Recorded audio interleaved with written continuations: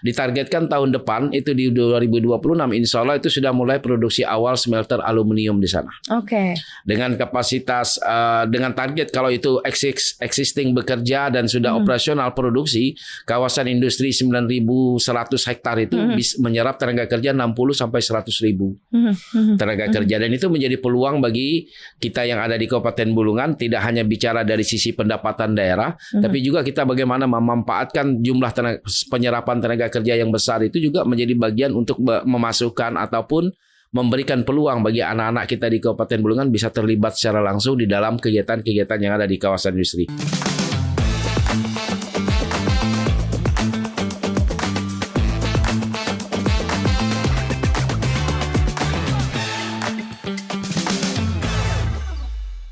Halo Sobat Cuan, selamat datang di podcast Cuap-Cuap Cuan. Kali ini podcast spesial bersama dengan Kepala Daerah, ngobrolin cuan di daerah. Bersama dengan kepala-kepala daerah yang keren-keren dan luar biasa pastinya kontribusinya untuk juga menggenjot perekonomian di daerah. Salah satu yang sudah hadir bersama saya di sini ada Bapak Syarwani, Bupati Kabupaten Bulungan, Kalimantan Utara. Halo Pak Syarwani, apa kabar? Alhamdulillah, sehat Pak. Mau sapa dulu Sobat Cuan yang nonton kita Pak.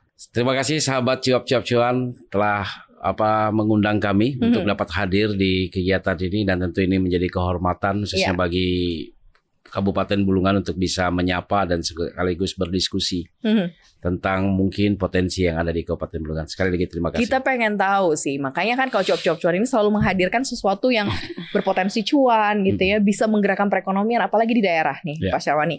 Kita juga pengen tahu nih Kabupaten Bulungan seperti apa sih, karena kita baca-baca investasi di 2024 ini tembusnya 13 triliun rupiah, bener ya Pak ya? Ya, alhamdulillah. Dan ini ternyata benar-benar menembus target, melampaui target.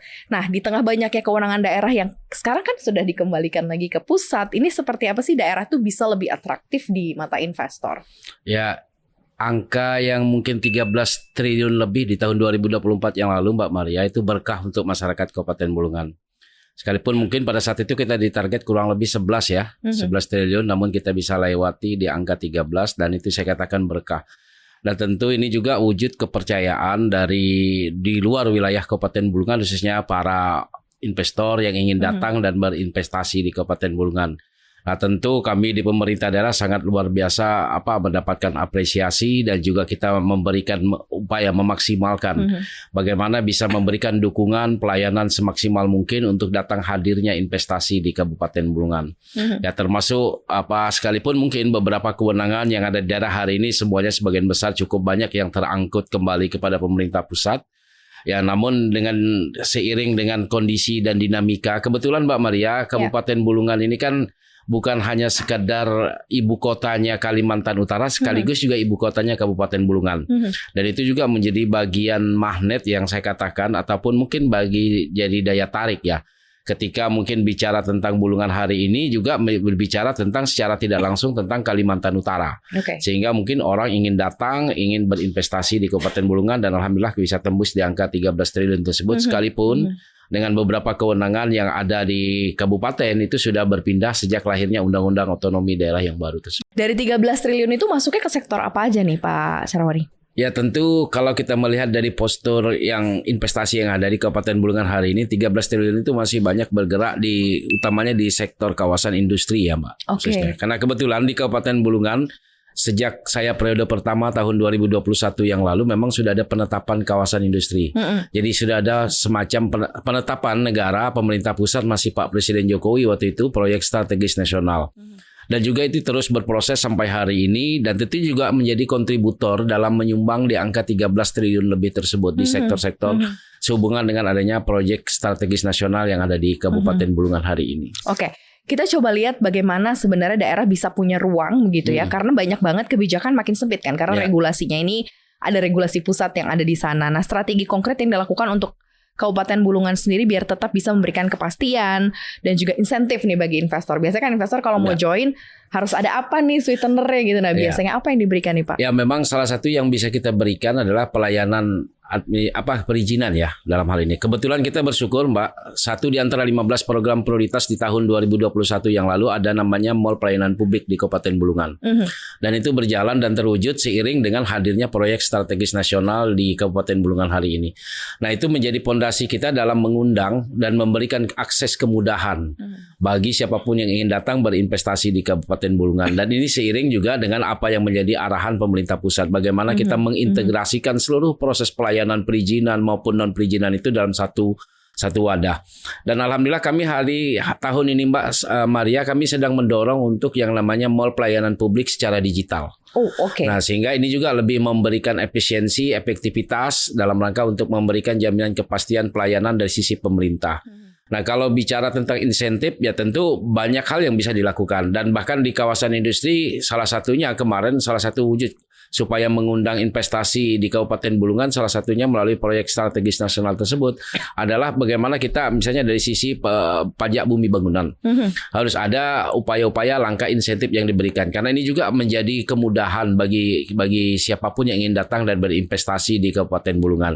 Nah, termasuk juga kegiatan-kegiatan misalnya ketika ada kebijakan bukan mengurangi pembayaran terhadap kewajiban pajak misalnya bagi siapapun investor, tapi kita memberikan ruang waktu yang cukup panjang. Artinya ada space waktu. Kalau misalnya dalam setahun jika ada penyelesaian pajak bisa dilaksanakan sekaligus, tapi kita juga mungkin kita memahami. Karena yang namanya investasi ini juga sangat tergantung dengan kondisi global, kondisi nasional. Nah, kita juga memahami di sisi lain daerah sangat berkepentingan supaya investasi itu tetap ada di Kabupaten Bulungan. Nah, ini harus ada win-win solusi ya antara kita memahami apa yang menjadi kendala teman-teman investor yang datang ke Kabupaten Bulungan, tapi di sisi lain juga ada ruang yang diberikan oleh pemerintah daerah dalam bentuk keringanan tata cara pembayaran misalnya. Dan itu kita lakukan di Kabupaten Bulungan hari ini. Itu untuk para pelaku pasar, pelaku industri pasti akan sangat terbantu sekali begitu ya dengan up and down-nya kondisi ekonomi secara keseluruhan ya. Pasti, apalagi dengan kondisi hari ini Mbak ya. Di tengah situasi global yang kurang begitu baik, kurang tidak menentu ya, tentu juga ruang kita untuk mencoba memahami kondisi-kondisi yang ada di teman-teman investor yang masuk ke Kabupaten Bulungan itu juga menjadi sesuatu yang harus kita lakukan. Nah, termasuk Mbak hari ini kita tidak hanya bicara tentang investor yang besar ya di Kabupaten Bulungan, sektor swasta besar, tapi juga ada komitmen keberpihakan kita kepada para pengusaha UMKM. Jadi saya tidak menyebutkan pelaku UMKM ya. Tapi kita ingin sebutkan itu pengusaha UMKM. Nah, sehingga salah satunya sampai hari ini Mbak, sekalipun ada kewajiban pajak retribusi yang diberikan dan dikenakan kepada para pengusaha UMKM di Bulungan, namun saya pastikan beberapa pengusaha kecil yang ada di Kabupaten Bulungan yang melakukan aktivitas di Kabupaten Bulungan hari ini, khususnya di wilayah ibu kota Tanjung Selor, itu kita pastikan pemanfaatan aset Pemda itu kita tidak kenakan tarif retribusi bagi para pengusaha UMKM tersebut. Tidak ada beban lagi ya untuk usaha menengah atau justru usaha kita mikro kecil, melakukan intervensi tahun 2024 penataan di kawasan kuliner misalnya yang ada. Tapi di sisi lain ketika mereka memanfaatkan para sahabat orang-orang kita yang memanfaatkan kegiatan-kegiatan di aset milik pemerintah daerah itu tidak kita bebankan dengan yang namanya retribusi atas pemanfaatan aset. Nah, itulah mungkin salah satu bentuk insentif ya. Dalam rangka menjaga pertumbuhan terutama berkaitan dengan para pengusaha-usaha kecil menengah yang ada di Bulungan hari ini. Penguatannya dari lokal begitu ya, pengusaha-pengusaha kecil juga di ayomi begitu ya. Makanya pastinya juga ada minat juga dari investasi luar pun juga untuk datang ke Kabupaten Bulungan. Pak, Kaltara sendiri diproyeksikan ini bisa tumbuh 4,7 sampai 5,4% tahun ini. Seperti apa Kabupaten Bulungan sebagai part of the Kaltara sendiri Kalimantan Utara menyumbang cukup signifikan? Seperti apakah pertumbuhan ini kemudian tetap inklusif dan juga berkelanjutan? Seperti apa Pak? Kami punya keyakinan karena kebetulan ibu kotanya Kalimantan Utara itu satu rumah dengan ibu kotanya Kabupaten Bulungan. Langsung atau tidak langsung keberadaan Kabupaten Bulungan itu pasti akan memberikan kontribusi. Bahkan sampai di tahun 25 lebih dengan target sekitar pertumbuhan 3% lebih ke atas. Itu menjadi kontribusi yang bisa kita sumbangkan kepada pertumbuhan ekonominya Kalimantan Utara itu sendiri Mbak. Dan kami sangat yakin dengan status 2 PSN terutamanya yang ada di Kabupaten Bulungan itu berdampak secara langsung terhadap pertumbuhan ekonominya Kalimantan Utara. Tadi juga Pak Sarwani sempat bilang ya bahwa Bulungan juga termasuk wilayah strategis ya Sobat Cuan untuk proyek strategis nasional atau PSN seperti KIHI misalnya salah satu contohnya ya Pak. Sebenarnya kalau dilihat dari potensi yang mungkin bisa lebih digarap, yang lebih kemudian bisa dieksplor lebih banyak lagi. Seperti apa sih Pak kemudian peran aktif pemerintah daerah untuk bisa mengelola kawasan-kawasan seperti ini? Jadi kalau kita bicara KIHI, kawasan industri yang tentu notabene-nya merupakan PSN yang ada di Kabupaten Bulungan hari ini, tidak kita mesti berbicara orientasi kita berpikir bekerja di dalam kawasan, Mbak. Tapi bagaimana kita punya keyakinan bahwa orang yang berada di dalam kawasan pasti membutuhkan orang di luar kawasan. Nah, bagaimana simbiosisme, mutualisme, bagaimana saling memberikan support dan dukungan antara kebutuhan yang ada di kawasan yang bisa dimanfaatkan peluangnya oleh orang-orang yang berada di luar kawasan. Itu juga menjadi peluang yang bisa harus ditangkap hari ini. Kami sangat menyadari memang ada untuk masuk ke dalam sektor tersebut masih sangat butuh kita untuk peningkatan, utamanya misalnya dari SDM ya. SDM untuk bekerja di dalam kawasan. Walaupun kami tahun 2024 yang lalu Mbak Maria kurang lebih 80 anak di Kabupaten Bulungan melalui skema kerjasama antara perguruan tinggi swasta maupun Pemda maupun pengelola kawasan yang ada di kawasan industri, itu kita melakukan penyelenggaraan pendidikan vokasi bahasa Mandarin. Oh, bahasa Mandarin. Okay. Karena memang investasinya sebagian besar dan tenan yang ada di sana adalah Tiongkok, ya tentu kita juga butuh untuk penguasaan dari sisi bahasa, dan itu melibatkan anak-anak aslinya Kabupaten Bulungan kurang lebih 80 anak tanpa dipungut biaya 1 rupiah pun. Nah, ini kalau kita orientasi ingin bekerja di dalam, tapi seiring dengan hari ini dengan kondisi yang ada di dalam kawasan, kita juga bisa menangkap peluang-peluang yang ada, dan masyarakat sudah melakukan itu, salah satunya di desa-desa yang ada di sekitar kawasan. Terutama misalnya penyiapan tempat tinggal bagi karyawan, pemenuhan kebutuhan makan, minum misalnya bagi para karyawan yang berada di dalam kawasan, ataupun mungkin tidak kurang ada lebih dari 10 para pengusaha lokal yang terlibat dalam sebagai bagian yang terlibat dalam aktivitas kegiatan pembangunan konstruksi kawasan hari ini.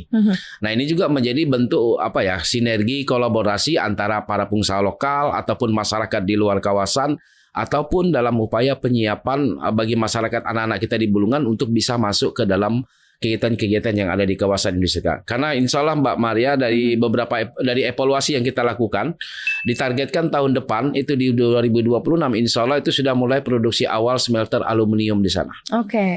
Dengan kapasitas dengan target kalau itu existing bekerja dan sudah operasional produksi, kawasan industri 9.100 hektar itu bisa menyerap tenaga kerja 60 sampai 100.000 tenaga kerja, dan itu menjadi peluang bagi kita yang ada di Kabupaten Bulungan. Tidak hanya bicara dari sisi pendapatan daerah, tapi juga kita bagaimana memanfaatkan jumlah penyerapan tenaga kerja yang besar itu juga menjadi bagian untuk memasukkan ataupun memberikan peluang bagi anak-anak kita di Kabupaten Bulungan bisa terlibat secara langsung di dalam kegiatan-kegiatan yang ada di kawasan industri.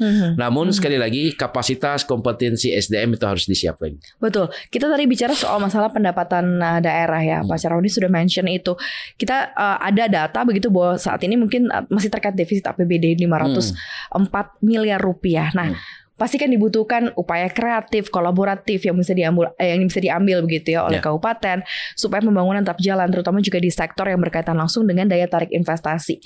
Tadi juga Bapak mention bahwa SDM pun juga harus tetap digenjot ya, karena percuma kalau seandainya ada banyak investasi masuk, SDM-nya nggak siap gitu ya Pak Syaroni. Nah, ini seperti apa Pak? Belum lagi menghadapi data dapur gitu ya, mungkin agak defisit, dan ini harus dikembalikan begitu. Ya, angkanya. memang di tahun 2025 ini memang semua daerah di Indonesia saya yakin ya, seiring dengan lahirnya Inpres 1 tahun 2025 dan Bulungan itu Mbak Sania dari 2,4 triliun di tahun 2025 yang kita tetapkan bersama dengan Dewan, setelah efisiensi itu tembus di angka 2,3 triliun sekian. Jadi berkurang sekitar 67 sebenarnya dari total APBD itu. Nah, memang dari postur APBD kita dari sisi pendapatan, belanja maupun juga pembiayaan itu memang kita menutupinya dari 500 sekian. Ya, tentu bukan berarti kita tidak bisa melakukan langkah-langkah yang bersifat kolaboratif ya. Memang sejak tahun 2021 yang lalu saya senantiasa membangun komunikasi, tidak hanya di internal pemerintah daerah, termasuk juga mengkolaborasikan beberapa program yang ada di pemerintah daerah, termasuk dengan pemerintah provinsi dan pemerintah pusat. Nah demikian juga dengan mitra-mitra pembangunan daerah yang ada di Kabupaten Bulungan. Saya sangat bersyukur tidak kurang dari 10 mitra strategis yang ada di Kabupaten Bulungan ini menjadi teman kolaborasinya pemerintah daerah hari ini. Banyak hal yang bisa kita diskusikan, sekaligus juga bagaimana mencari skema-skema pembiayaan, tapi di sisi lain antara program-program pembangunan yang juga bersentuhan langsung dengan kepentingan mitra strategi pembangunan daerah. Jadi dengan konsep pentahelik Mbak Maria itu yang menjadi ruh kita bersama hari ini di dalam rangka untuk bersama-sama ya termasuk tadi solusi ketika ada defisit seperti itu.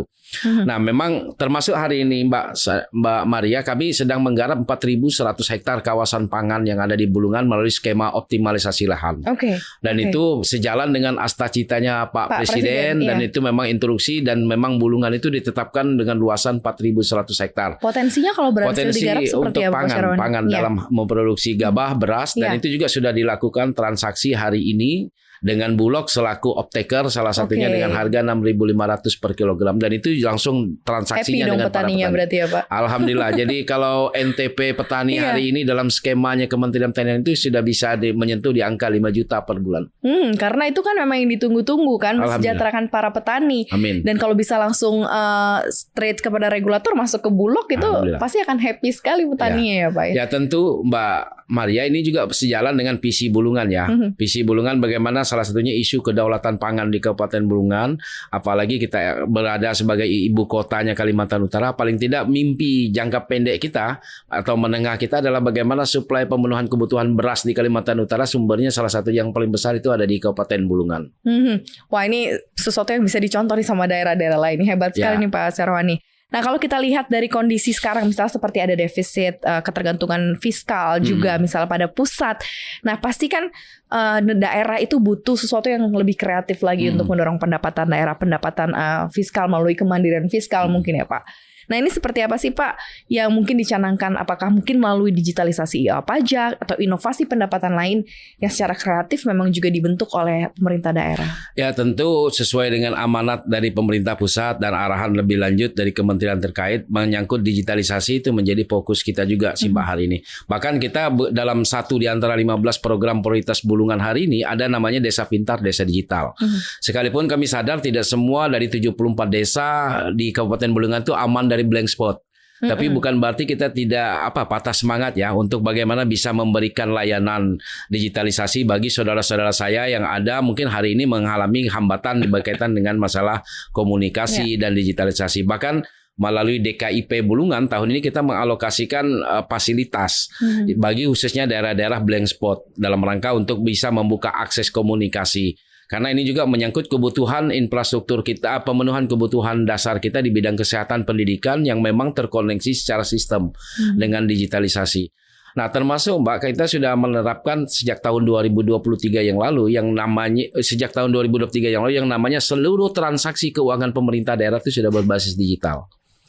Nah, termasuk kita hari ini membangun kerjasama dengan perbankan yang ada di Kabupaten Bulungan dengan berbagai aplikasi yang ada. Itu adalah salah satunya adalah berkaitan dengan kemudahan dalam proses misalnya pembayaran PBB misalnya dalam hal ini.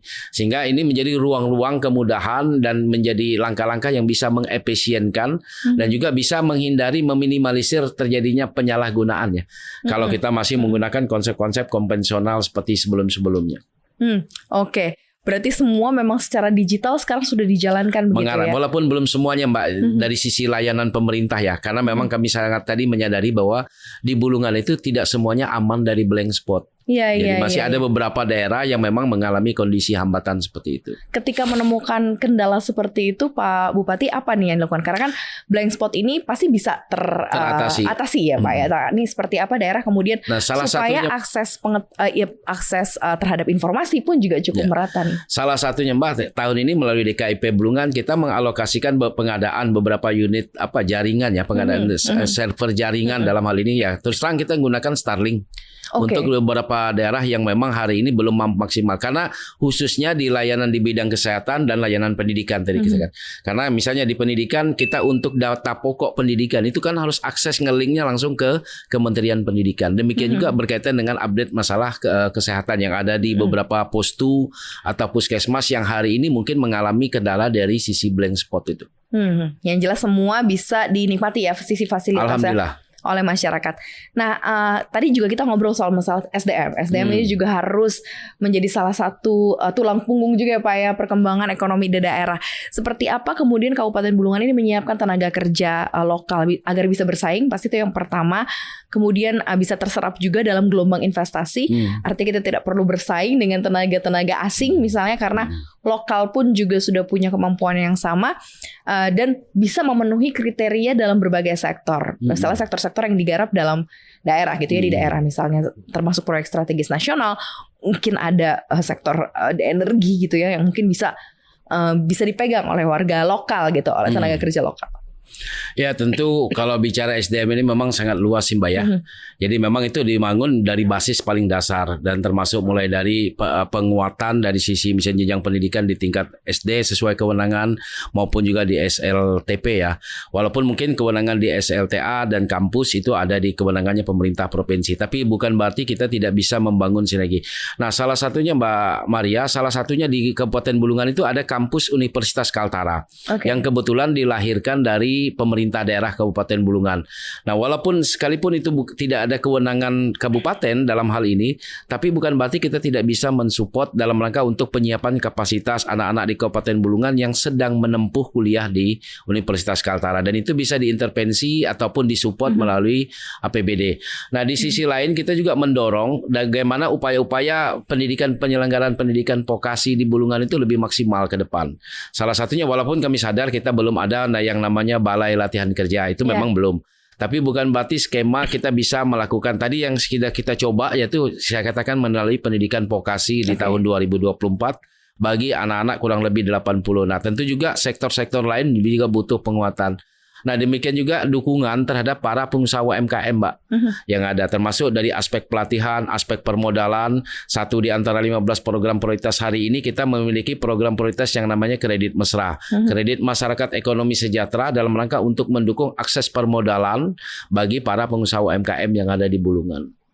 Oke, berarti dari sisi pembekalan tenaga kerja pun juga sudah dipikirkan dengan matang sekali ya Pak. Dan itu memang ya saya katakan tantangan yang cukup berat hari ini kami rasakan, dan walaupun mungkin belum semuanya menyelesaikan akan kebutuhan pemenuhan kualifikasi ketenaga kerjaan yang dibutuhkan sesuai dengan investasi yang ada di Kabupaten Bulungan hari ini. Tapi serapannya seperti apa Pak? Artinya adalah ketika kemudian daerah menyiapkan mereka yang memang sudah siap untuk sebuah pekerjaan begitu ya, untuk masuk ke dalam industri, serapan industrinya sendiri seperti apa terhadap tenaga kerja lokal? Kalau kita bicara hari ini Mbak, misalnya di kawasan industri yang ada di PSN tersebut, itu tidak kurang tenaga kerja hari ini lebih dari 1.000 orang, dan itu mungkin lebih dari 60%, 70%-an itu adalah warga di tingkat masyarakat Indonesia ataupun masyarakat lokal. Bahkan saya ingat betul di tahun 2023 yang lalu, pembangunan konstruksi untuk kantor pusat kantor pusat pelayanan ya, dalam hal ini menjadi kantor pelayanan bagi para pengusaha, bagi yang pengelola kawasan, itu dilaksanakan oleh teman-teman warga masyarakat lokal yang ada di desa sekitar kawasan industri tersebut. Oke. Kalau kita lihat dari sektor sekarang, sektor apa sih yang lagi mungkin diunggulkan dari Bulungan sendiri, Pak? Ya tentu kalau bicara PSN itu pasti sudah ada roadmap-nya ya Mbak ya. Namun di sisi yang lain kita berpikirnya ke depan bagaimana kawasan PSN ini juga disupport oleh kebijakan-kebijakan yang kita lakukan di Kabupaten Bulungan hari ini. Nah, walaupun mungkin kita dihadapkan pada tantangan tadi penyiapan SDM. Nah, termasuk yang kita lakukan hari ini adalah bagaimana kawasan-kawasan pangan yang ada di Kabupaten Bulungan itu juga bisa menjadi peluang dalam rangka untuk mensejahterakan bagi para petani, karena kawasan industri itu juga pasti akan membutuhkan pemenuhan kebutuhan logistik, kebutuhan bahan makanan pokok yang mungkin bisa disuplai dari Kabupaten Bulungan melalui kehadiran para petani-petani yang ada di Kabupaten Bulungan hari ini. Baik, selain pangan kan juga ada pertambangan energi juga masuk ke dalam sana ya Pak ya. Ini seperti apa sih yang lagi dikembangkan juga oleh Kabupaten Bulungan sebagai sumber PAD untuk PAD jangka panjang ya Pak? Ya, kalau kita bicara dari sisi perkebunan sih Mbak, ada 21 izin kebun. Oke. Dan termasuk 7 PKS yang tentu juga sesuai kewenangan ya yang ada, walaupun kita hanya baru mendapatkan yang namanya dari sisi pajak bumi bangunan P2. Kalau P3-nya di sektor perkebunannya tergantung dari bagi hasil pemerintah pusat kepada daerah. Nah, apalagi kita bicara sektor migas misalnya atau galian, ya tentu kewenangannya semuanya ada di pemerintah pusat, dan itu masuk di dalam skema bagi hasil pendapatan daerah yang di setiap tahun disalurkan melalui pemerintah pusat dalam bentuk dana bagi hasil, baik itu dari sektor migas maupun non migas bagi pemerintah daerah Kabupaten Bulungan. Oke, sekarang ini kan situasi fiskalnya cukup ketat nih Pak Sarwan ya.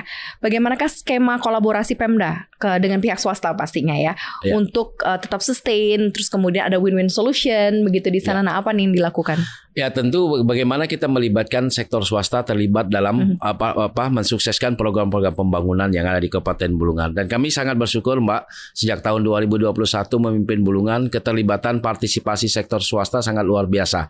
Dalam berbagai event, termasuk dalam situasi pandemi yang paling krusial kemarin, itu juga tidak lepas dari dukungan dari. Jadi kita tidak melihatnya dari sisi hanya sekedar investasi atau kontribusi balik dari investasi yang diberikan kepada masyarakat di daerah, namun pada situasi yang sulit sekalipun pada saat pandemi pada saat itu kontribusi teman-teman sektor swasta sangat luar biasa membantu masyarakat yang ada di Kabupaten Bulungan, dan itu sangat luar biasa dirasakan manfaatnya, dampaknya oleh masyarakat yang ada. Nah, sekalipun termasuk hari ini dalam situasi kondisi global yang tidak begitu baik-baik saja, sektor perkebunan misalnya perkebunan kelapa sawit yang ada di Kabupaten Bulungan juga sampai hari ini tidak melakukan kebijakan-kebijakan yang luar biasa ekstrim ya, yang berdampak bagi misalnya pengurangan atau PHK bagi tenaga kerja yang berada di perkebunan, sekalipun mungkin dari sektor itu ada dampak yang dihadapi ataupun kondisi yang dihadapi. Dan itu juga kita dalam menjaga stabilitas yang ada di daerah. Nah, kita selama ini selalu bisa duduk dengan sektor swasta, utamanya misalnya dalam penetapan upah minimum kabupaten.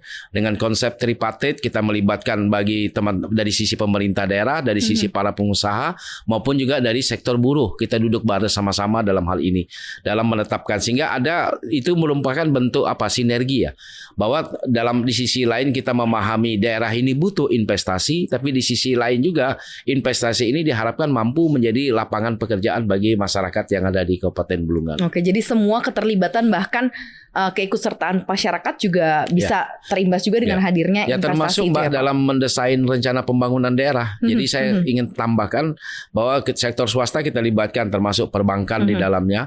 Bahkan generasi muda dan anak-anak para penyandang disabilitas kita libatkan dalam yang namanya musrenbang inklusif yang kita laksanakan antara pemerintah daerah dengan generasi muda maupun para penyandang disabilitas. Oke. Ini solid nih semuanya ya, dari bawah sampai dengan ke level atasnya nih Pak. Nah, sejauh ini seperti apa sih kalau dilihat dari keikutsertaan anak-anak muda di Kabupaten Bulungan untuk mengembangkan sebuah perekonomian, apalagi ekonomi yang kreatif begitu ya, untuk memajukan daerahnya. Terus kemudian juga bagaimana bentuk elaborasi? Biasanya kadang-kadang kita tahu ya bahwa kalau misalnya kita mau ada investasi di daerah itu selalu ada kondisi sosial yang harus diamankan terlebih dahulu supaya tidak resisten, karena masyarakatnya kan kadang-kadang menjaga tanah warisan, tanah ulayat dan lain sebagainya. Nah, ini seperti apa nih Pak? Kalau bicara dari peran generasi muda ya di bidang ekonomi kreatif hari ini Mbak, itu berjalan ya. Walaupun mungkin belum semuanya semua sektor itu masuk, termasuk tadi disampaikan misalnya bicara tentang di kawasan industri. Tapi dari kemandirian usaha produktif yang dilakukan teman-teman generasi muda itu berjalan, khususnya di wilayah kota Tanjung Selor hari ini. Termasuk usaha-usaha kegiatan yang saya katakan tadi, misalnya aspek pemanfaatan aset Pemda Bulungan itu juga diperankan oleh teman-teman generasi muda dengan memanfaatkan aset tersebut untuk kegiatan-kegiatan produktif, dan itu salah satu bentuk kontribusi daerah dalam hal ini adalah misalnya kita meniadakan penerapan retribusi atas pemanfaatan aset, sehingga dengan demikian ini kan bisa tetap tumbuh anak-anak muda yang kreatif, termasuk juga memberikan ruang dari beberapa bangunan fasilitas yang dibangun pemerintah daerah menjadi ajang kreativitas bagi generasi muda yang ada di Kabupaten Bulungan. Nah, ini semua dalam rangka. Sekalipun kita paham bahwa memang ada dampak dan resistensi yang mungkin dihadapi ketika ada investasi yang datang di Kabupaten Bulungan. Tapi kan dengan sebuah sosialisasi, dengan sebuah pemahaman ataupun melalui pemberitaan yang disampaikan oleh pemerintah daerah, itu juga mengena kepada semua sektor, tidak hanya kepada masyarakat di sekitar investasi, tapi juga bagi golongan anak-anak muda yang ada di Kabupaten Bulungan, dan itu bisa dilibatkan dalam aktivitas kegiatan-kegiatan investasi yang ada di Bulungan. Oh, oke. Berarti memang semuanya sudah, semua tier, semua semua masyarakat mau muda mau tua semuanya harus join dalam membangun sebuah daerah ya Pak ya. Ya tentu kan daerah ini hari ini di Bulungan tidak bisa dibangun sendiri oleh pemerintah daerah. Betul. Dibuka harus bersifat eksklusif, jangan harus bersifat inklusif ya. Betul. Jangan bersifat eksklusif dengan melibatkan partisipasi termasuk pentahelix tadi yang saya katakan Mbak, itu ruang-ruang yang dimanfaatkan oleh semua pemangku kepentingan di daerah dalam rangka untuk mempercepat pembangunan di Kabupaten Bulungan hari ini. Kayaknya terahnya atau optimismenya sudah datang nih dari teman-teman gitu ya di Kabupaten Bulungan. Kira-kira harapannya apa Pak untuk supportnya dari pusat mungkin begitu ya, dan support lebih lanjutnya seperti apa sih agar semua target-target pertumbuhan ini tercapai? Ya tentu kita pastikan Mbak Maria inline-nya program pemerintah pusat dengan program pemerintah daerah. Nah yang saya katakan satu di antara isu kedaulatan pangan itu juga menjadi bagian tanggung jawab kita yang ada di daerah, sekalipun itu relevan sangat sesuai dengan visi misi Kabupaten Bulungan hari ini. Nah sisi lain kami juga berkomitmen dengan visi Bulungan hari ini, Bulungan berdaulat unggul melalui pembangunan hijau yang berkelanjutan. Nah, salah satu desain konsep yang kita bangun ada namanya kalau di nasional ada namanya integrated area development. Tapi kalau kita di daerah kita katakan dengan namanya pembangunan landscape kayan ya. Hari ini melibatkan kurang lebih 18 desa, lebih dari 500.000 hektar kawasan-kawasan hijau yang ada di Kabupaten Bulungan yang kita pastikan itu menjadi kawasan yang terus kita lestarikan, tapi di sisi lain juga bisa memberikan dampak dalam aspek pemberdayaan bagi ekonomi masyarakat di sekitar kawasan. Jadi penasaran nih Pak, pengen lihat langsung di Kabupaten Bulungan seperti apa sih. Nanti kapan-kapan mungkin kita diundang ya Pak ya. Bisa nengok langsung seperti apa dan pengen tahu begitu kekayaan Kalimantan Utara begitu dengan Kabupaten Bulungannya dan dengan segala hal yang sudah disupport dari anak muda, kemudian juga peran aktif dari masyarakat dan juga warga. Kita berharap bisa mencapai target-target yang ditetapkan ini ya Pak ya, dan dukungan pemerintah pusat juga. Amin. Terima kasih banyak Pak Syaroni Bupati Kabupaten Bulungan Kalimantan Utara sudah datang ke sini. Mudah-mudahan nanti kapan-kapan kita yang soal. Insya Allah saya undang tanggal 12 Oktober ya 2025. Kebetulan momentum hari jadi Kabupaten Bulungan yang ke-65 tahun dan Kota Tanjung Selor, ibu kotanya Kalimantan Utara dan ibu kotanya Bulungan yang ke-235 tahun. Wow. Udah lama sekali menjadi part of Indonesia ya Pak ya. Luar biasa. Terus berkontribusi baik untuk bangsa dan negara ya Pak. Terima kasih Pak Syaroni sekali lagi. Terima kasih Mbak Maria. Terima kasih juga Sobat Cuan yang sudah dengarkan podcast spesial Kepala Daerah hari ini. Mudah-mudahan ini menginspirasi juga untuk teman-teman di daerah dimanapun kalian berada, bahwa peran aktif kita semua untuk mensupport, mendukung dan juga mengembangkan perekonomian daerah sangat-sangat dibutuhkan. Dengerin kita terus di Spotify. Kita juga ada di podcast Cuap-Cuap Cuan yang ada di Instagram @cuap_cuan dan juga di YouTube kita. Jangan lupa like dan juga subscribe ya di Cuap-Cuap Cuan. Terima kasih banyak Maria dan juga Pak Syaroni. Terima kasih. Terima kasih Sobat Cuan. Sampai jumpa.